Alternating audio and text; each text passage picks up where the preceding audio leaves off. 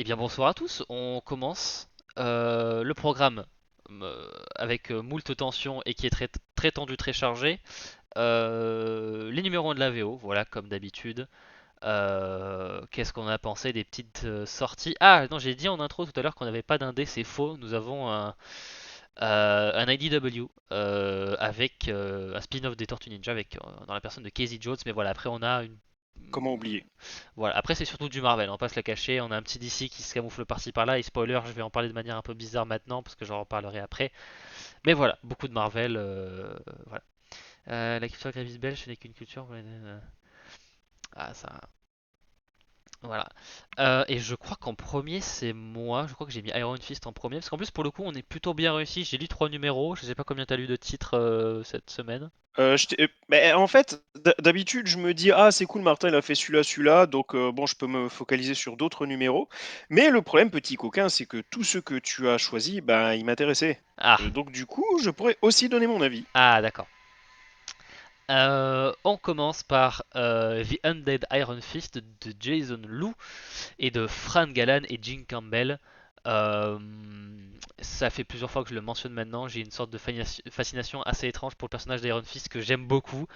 J'ai pas spécialement lu beaucoup de comics avec ce personnage-là, mais je pense que je l'ai vu dans suffisamment de séries, de je sais pas quoi, et je trouve ses pouvoirs tellement stylés que ça fait effet sur moi. Donc évidemment, j'ai vu un nouveau titre Iron Fist, je me suis dit, bon, c'est l'occasion.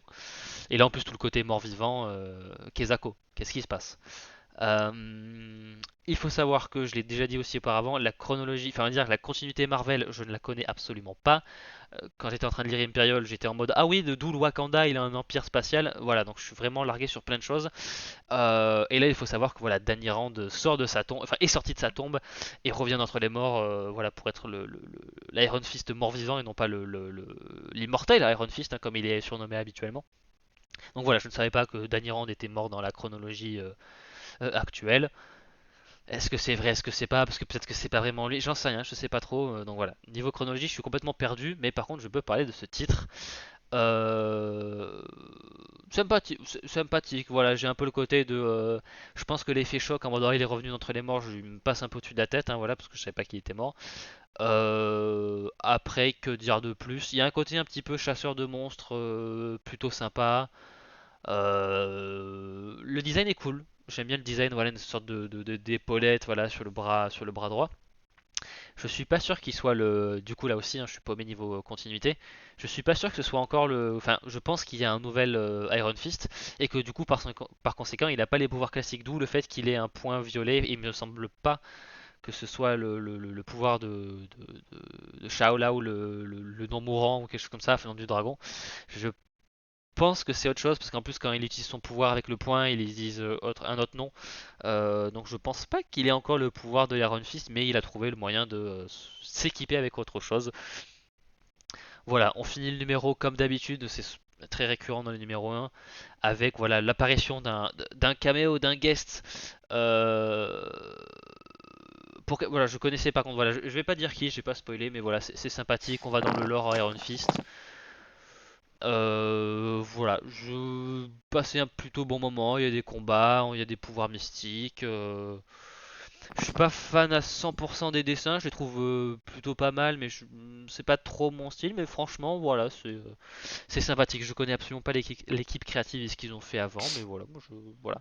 Alors s'il était immortel, pourquoi est-ce qu'il est mort vivant maintenant? C'est une très bonne question. C'est les limbes de la continuité Marvel. Et voilà, cherche pas la Je logique, mec. crois que le. Ils répondent pas dans le titre? Pour moi, j'ai pas fait gaffe, mais après, peut-être que j'ai pas lu assez attentivement, mais pour J'ai moi, c'est fait en mode la preview il y a pas longtemps. Attends, je vérifie. parce que c'était en mode oh mon dieu, il est sorti de sa tombe. Enfin, pour moi, il y a encore Anguille sous roche, mais je peux me tromper. Parce qu'en plus, il y a tout un truc où il y a un côté du récit qui est un petit peu en parallèle avec ce qui se passe dans le présent, donc c'est encore un peu flou, je trouve, mais je peux dire de la merde.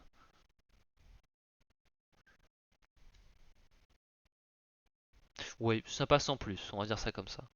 Ah, on te dit que tu auras la réponse dans la série, mais pas forcément au Ah, premier numéro. voilà, ok. Je pensais, attends, je me suis dit, c'est vrai que des fois, je lis Oh, un peu ce vite. teasing! Bah ouais, je me suis dit peut-être. Alors c'est vrai que des fois je lis un peu vite et tout, mais je me dis bon quand même là, au fait d'avoir pas compris ça, je me sentais un peu con. Mais non, ça, je ne suis pas con.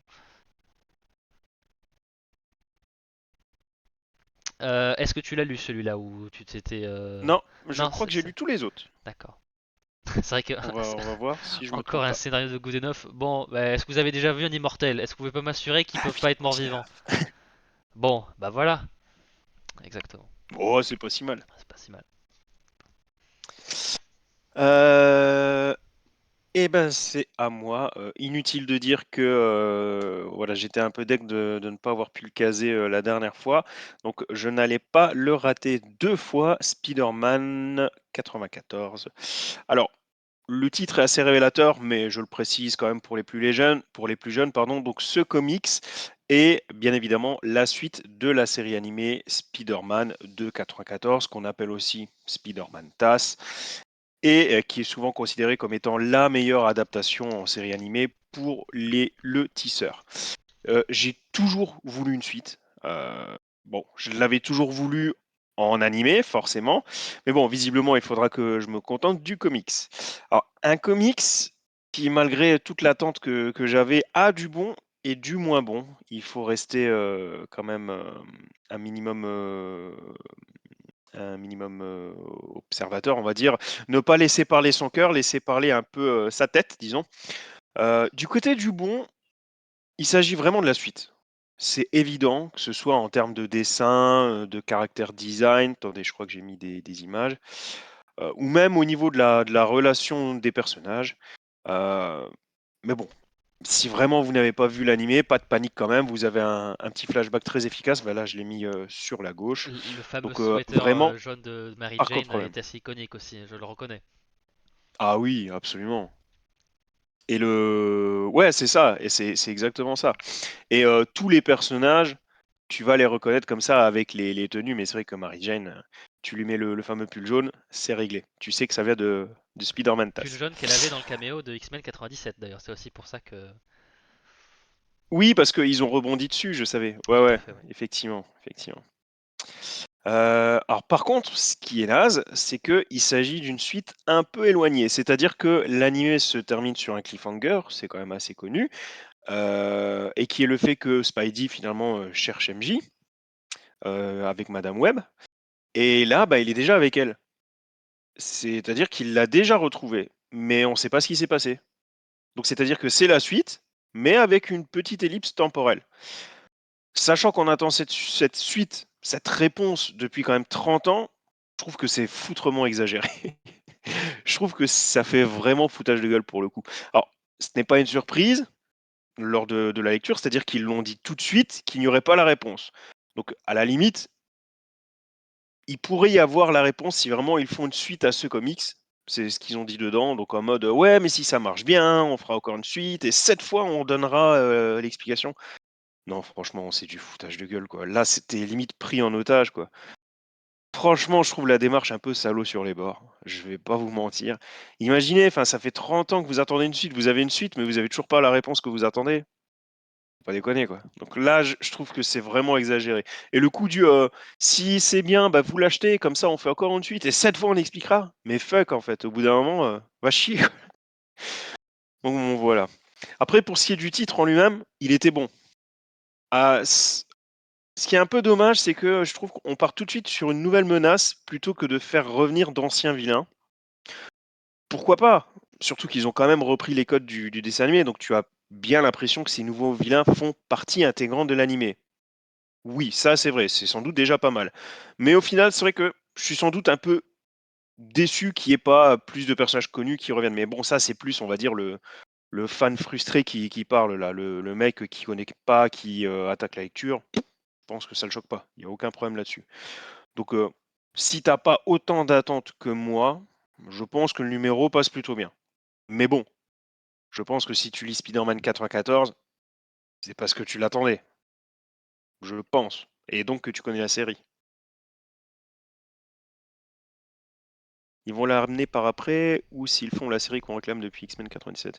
Non, ça serait une deuxième série de comics si cette série de comics-là marche bien. Au bout d'un moment. Donc là, oui, j'avais mis aussi celle-là pour qu'on puisse voir les designs des personnages de nouveau. Donc Peter Parker, Tante May, ça c'est la voisine bah, qui est aussi, alors soit la mère, non, mais crois que c'est Nantes de MJ. Donc, qui sont toujours habillés comme ça de nouveau.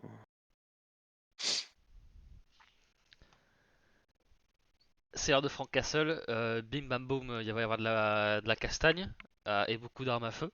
Avec The Punisher en Red Band, donc un comics Red Band. Hein, donc attention, si vous n'êtes pas tout à fait assez âgé, détournez les yeux. Spoiler, il y a du sang, énormément de sang, beaucoup de sang. Voilà, il y en a Oui, Matt. beaucoup. Voilà, beaucoup de sang, c'est à peu près logique, c'est un titre Punisher. Titre écrit par Benjamin Percy et Julius Ota, et dessiné par Yen Nitro. Que dire? Le pitch du truc, c'est que c'est un peu l'équivalent de Franck a une gueule de bois, mais version fusillade. Dans le sens où il se réveille, il sait pas trop où il est, il sait pas qui il sait juste il y a plein de cadavres autour de lui, il y a plein de sang. Et il s'agirait de, en fait, qui je suis, qu'est-ce que je fais, quel est mon but, voilà. J'aime bien, voilà, j'aime bien le côté gueule de bois version Frank Castle, il y a un côté sympa. Graphiquement, ça marche bien, c'est un peu cracrasse, il y a pas mal de sang. Je dirais un titre sans prétention qui cherche pas à aller non plus dans tous les sens, mais qui pour le moment est un peu en mode ouais, lendemain de cuite, lendemain de soirée, bon, pas le genre de soirée où tu bois avec des copains et tu joues à la Switch, plus voilà, j'ai tué 14 gangsters, qu'est-ce qui s'est passé? Je trouve le concept sympa, donc voilà, si vous êtes fan de Punisher, je pense que c'est un bon, un angle plutôt assez frais, assez sympa que j'aime bien. Après, à voir comment ils vont résoudre le truc, qu'est-ce qui s'est passé, qui je suis, etc. Ça, le côté amnésie, c'est un peu casse-gueule parce que ça peut vraiment très faire, ça peut faire vraiment très cliché comme outil de narration. Par contre, si c'est bien fait, s'il joue vraiment avec le côté non linéaire, enfin narration non linéaire en termes de temps et tout, je pense qu'il y a du potentiel. Voilà. Donc, voilà. Salut Mac. Ouais, je suis assez d'accord, c'est assez facile. Salut Mac, tu vas bien? Scénaristiquement, c'est assez facile, c'est-à-dire que il sait qu'il est le Punisher, mais il ne sait plus qu'il est le Punisher. C'est-à-dire que il se souvient de tout, tous ses entraînements, il sait te recharger 40 flingues les yeux fermés en 2 secondes. Toutes ses capacités, toutes ses techniques, il les a pas oubliées, mais par contre, il sait plus qui lui-même est. Et ouais, c'est un peu facile, je trouve, c'est un peu dommage. Après, il y a un autre personnage qui apparaît dans le comics. J'en parle pas parce que bah, t'en as pas parlé, c'est pas dans la preview, c'est pas dans le synopsis, donc dans le doute, on va pas en parler. Mhm. Il y a un autre personnage, un autre anti-héros qui apparaît dans l'univers du Punisher, et le petit twist final fait que il y a de grandes chances que ce dernier ait une influence sur Frank Castle. Donc peut-être même qu'il est indirectement à l'origine de ce qui s'est passé, on ne sait pas trop. Mais en tout cas, il a une influence certaine sur lui. Donc ça aussi, c'est un point sur lequel on peut rebondir, et cette fois rebondir de manière peut-être un peu moins facile, si j'ose dire. Il y a moyen peut-être de faire quelque chose avec cette idée. Ça, c'était bien. Niveau dessin, je suis comme toi, rien à dire. Très bien. Mm. Pour le coup, alors, j'ai pas envie de dire de bêtises parce que je crois que ça se voit pas sur la cover, mais il me semble que le titre c'est pas Punisher Red Blood, ou alors c'est moi Je crois pas, non, non. Punisher qui... Red Band, Ouais, mais il me semble il y que a c'est pas un juste ça. sous-titre au... Ou alors c'est moi qui déconne, C'est mais peut-être le titre de l'arc. peut-être. Mais je vais aller regarder ça tout de suite parce que cela alors Marvel, non, laisse-moi tranquille. Alors hop. Ah bah, il va y avoir du sang, Mac. Il y a Rémi Martin qui va terminer avec un sujet politique. T'inquiète, ça va gueuler. Oui. Politique, mais quand même via le prisme des comics. Hein. Je vais pas commencer à faire une tirade, je vais pas faire vous faire un pamphlet en mode taxer les riches, vous inquiétez pas. Ce sera Non, toujours malheureusement, Superman House of L, j'ai pas eu le temps de le lire. Je suis désolé. Ouais, pareil, ça fait partie des. Ah oui, non, Punisher Red Band. Mais je vois pas, en fait, je trouve bizarre qu'ils l'aient mis dans le titre. En fait, c'est pour ça que j'étais en mode pourquoi ils ont mis un. Pourquoi... T'as raté The Undead Iron Fist et Spider-Man 94, Mac. Voilà. Mais oui, j'ai pas parlé du. Appelons le sacré chenapan. Voilà, pour la personne qu'on va pas spoiler. Voilà, je l'avais pas dit parce que c'était vraiment, oui, plus sur la deuxième moitié. Enfin voilà, c'était pour moi moins nécessaire à parler pour vraiment la hype. Mais c'est vrai il y a pas que le côté amnésie, tout ça, qui fait que voilà, c'est pas juste aussi simple que ça. Mais c'était quand même bien sympa. Ouais, Mac, très sympa. Le seul titre indé de la soirée sera un titre IDW, ça sera Les Tortues Ninja, écrit par Alex Paknadel et dessiné par Amanse Nahuel Pan. Euh, Retour de Casey Jones donc, et ça fait du bien, surtout vu la qualité du numéro, faut le dire, franchement c'était bien. Alors malgré son statut de numéro 1, on est quand même bien dans la suite de ce qu'il y a eu précédemment, hein. Donc il y a clairement quelques petits rappels. Il vaut mieux avoir quand même donc des connaissances sur la série principale plutôt que de se jeter tête baissée sur le titre, ce qui serait pas non plus d'une totale incompréhension pour vous. Mais il est évident qu'on rebondit sur quelque chose. Donc ça serait quand même dommage de prendre un peu en cours de route, disons. On a donc un Casey Jones en très mauvais état, mais c'est Casey Jones et donc il veut quand même reprendre le combat. Une décision qui fait qu'il se prend un peu la tête avec tout le monde. Donc c'est vraiment ça le synopsis du comics et je dirais même c'est aussi ça le résumé global du titre, hein. On ne va pas au-delà de cette idée de j'ai mal mais c'est pas grave j'y vais et du coup tout le monde s'inquiète pour moi. Encore une fois le numéro il est plutôt cool, le rythme est maîtrisé mais surtout les dessins de Nahuel Pan ils sont vraiment dingues, hein. Ils sont vraiment bons. Donc un premier numéro qui globalement fait le taf, qui donne envie de voir la suite quand même. C'est, c'est pas non plus plein de promesses, mais c'est un divertissement correct.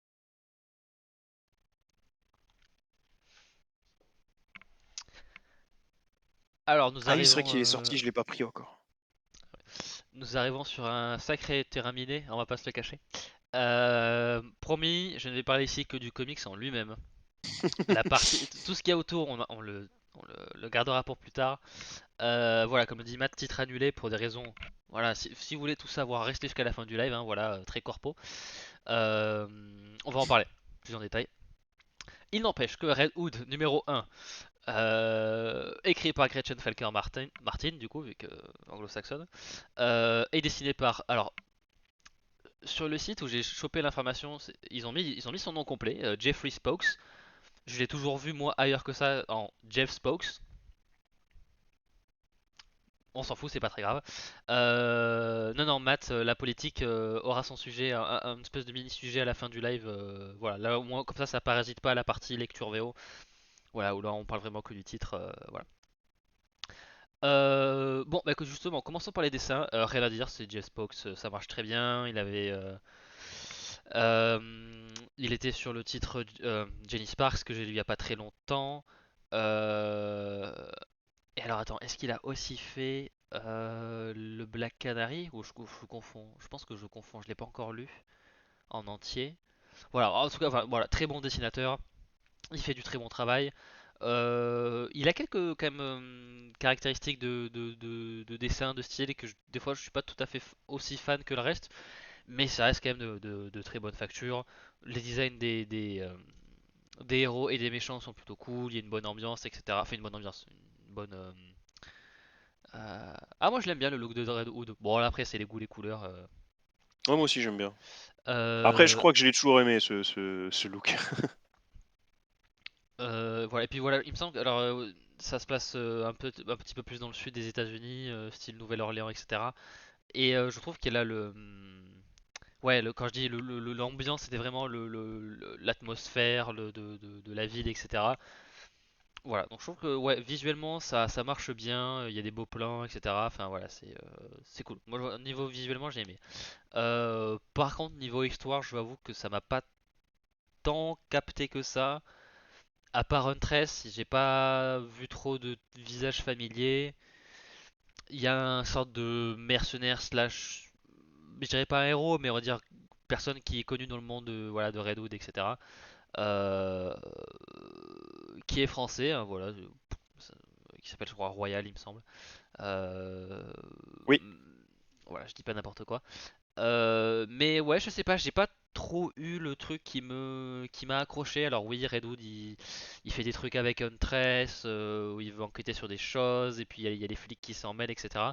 J'ai trouvé ça un petit peu classique et en fait il n'y a pas eu l'élément qui m'a dit vraiment qu'est-ce qui fait qui m'a accroché.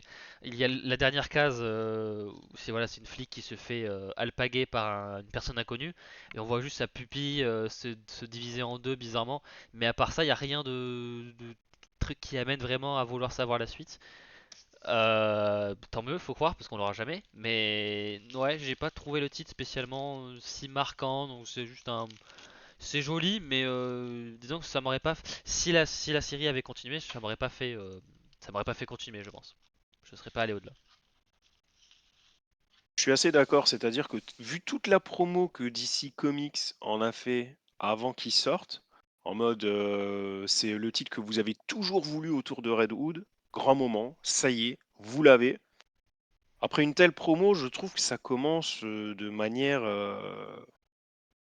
que c'est un peu mou, quoi. Franchement, vu le personnage, vu tout le tatouin qu'ils en ont fait, vu le interdit au moins de 17 ans, il faut y aller. Comment tu peux présenter ça comme ça et après faire ça aussi doucement, quoi. C'est un peu dommage.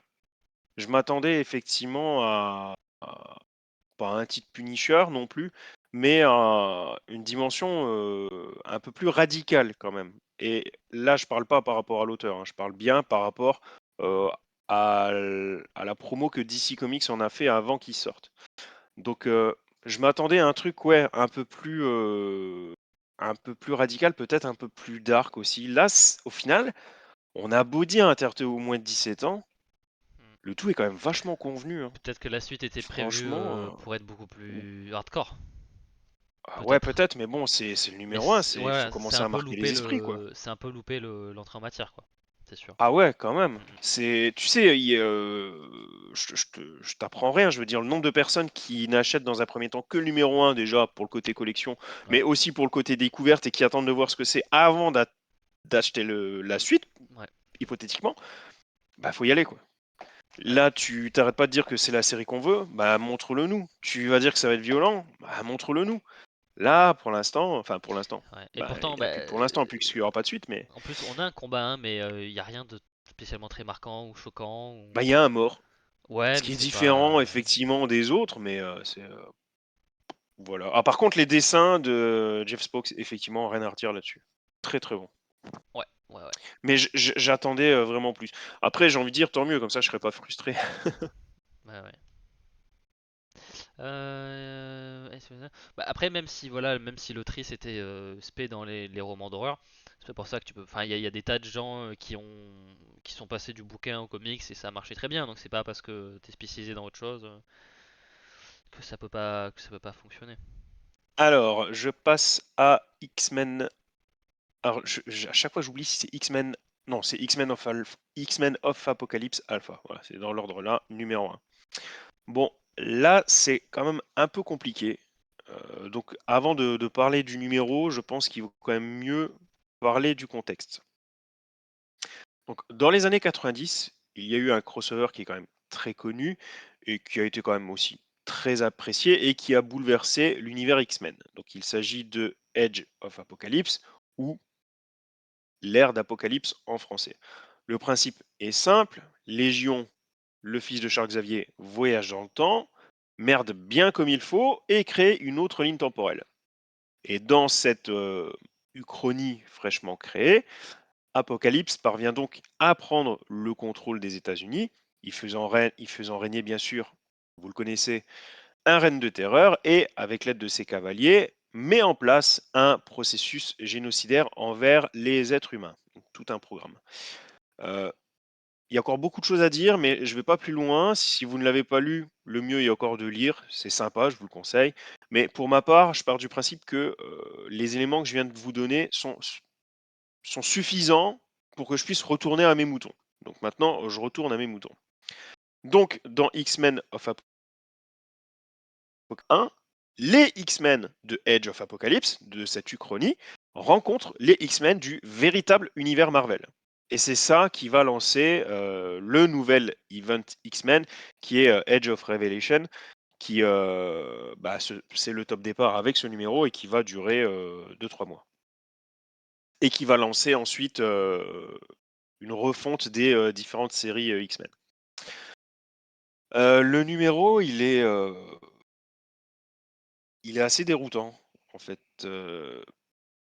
D'un côté, c'est assez intéressant parce qu'il y a 2 factions chez les survivants de l'ère d'Apocalypse. Tu as celle qui veut le retour d'Apocalypse au pouvoir et celle qui veut sauver ce qui reste de cet univers et qui rejoint donc l'univers X-Men classique. Ça, j'ai trouvé que c'était plutôt cool. Et si c'est bien géré, ça peut vraiment être d'autant plus cool.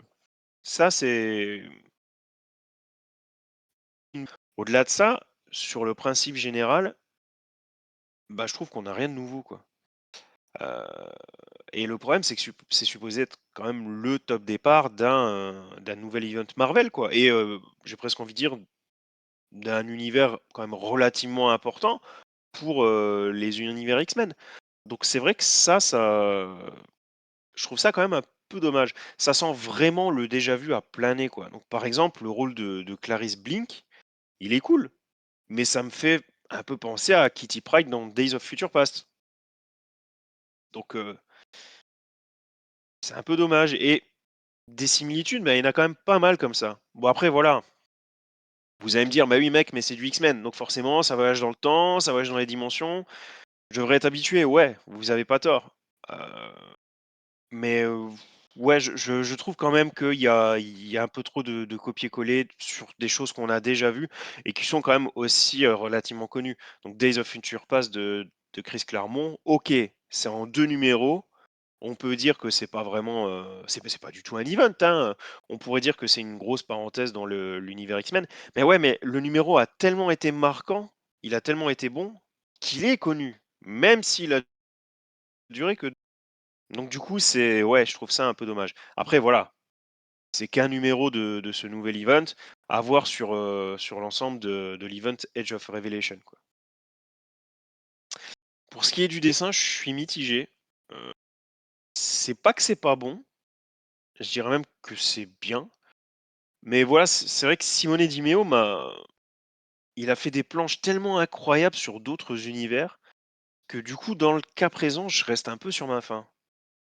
Après, c'est vrai aussi que j'ai trouvé le découpage parfois brut et lui qui peut faire de superbes grandes planches, donc des dessins qui prennent l'intégralité de la planche, il y a des chances que cette multiplication des cases l'ait un peu limité. C'est tout à fait possible. On a peut-être une preuve d'ailleurs, c'est-à-dire que vers la fin du numéro, il a quand même réalisé une double page avec les X-Men version Apocalypse qui, bah, ça y est, squatte l'univers des X-Men classiques. Et là, c'était sublime. C'était vraiment magnifique. Après, c'est que mon ressenti. J'ai l'impression que dans ce numéro, mais même au sens large, il a un tel talent que ses dessins, tu les apprécies vraiment quand tu lui laisses de la place, quoi. Quand il peut faire vraiment ce qu'il veut sur toute une planche. Là, le découpage était tellement marqué que tu voyais que des petites cases un peu partout. Simone Di Meo, là, il n'y a pas tout son talent qui ressentait, je trouve. En tout cas, j'en attendais plus.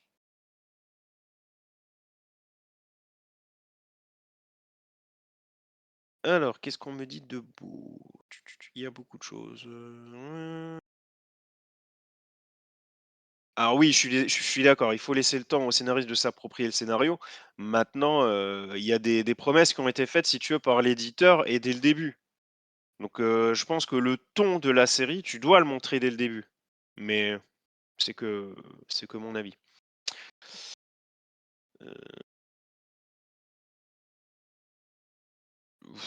J'ai pas vraiment d'avis, Matt, je crois que j'ai pas vraiment de recul,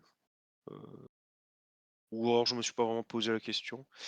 C'est le tout début des nouveaux Edge of Apocalypse. Oui, c'est ça, Docteur Bishop. Là, c'est vraiment le nouveau top départ. C'est vrai que j'ai pas encore fait de dossier récap sur MDCU, ça va arriver. Mais ça, c'est celui qui va tout lancer. Euh, je sais pas, Mac, peut-être qu'on va l'oublier, je sais pas. Après, pour l'instant, effectivement, c'est du déjà vu. On peut pas vraiment dire qu'il y a une grande promesse pour l'avenir, mais bon.